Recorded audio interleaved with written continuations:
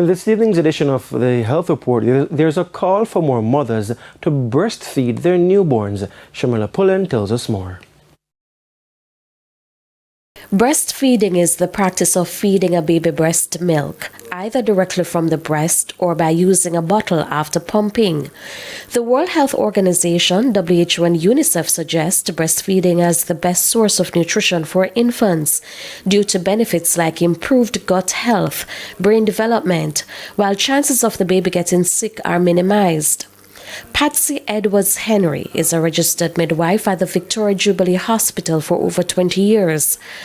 Babies that are breastfed usually have less diarrheal diseases than those who are not breastfed, less respiratory infections, less ear infections. So all the disease that affects babies during that first, say, month up to 2-3 months, the babies that are breastfed are less at risk of getting these.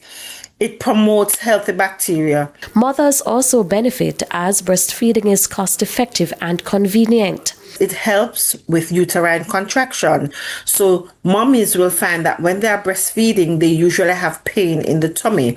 What usually happens is the uterus is contracting and is going back to its pre-pregnancy state. It helps with weight loss for mommy. So mothers who breastfeed find that they go back to their pre-pregnancy weight easier. And also it's convenient. It's convenient because it's right there. Once baby wants it on demand, you just pull out the breast and it's right there. Although breastfeeding is ideal, it can be difficult, particularly during the first few weeks. But the midwife has this advice.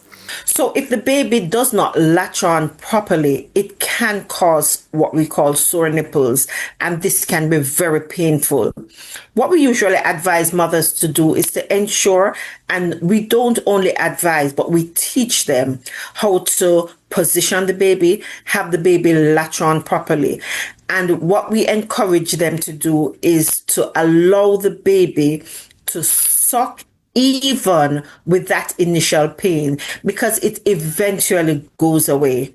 If lactating mothers are having difficulties, they're strongly encouraged to speak with their pediatrician or midwife. With your health report, I'm Shamila Pullen wishing you good health.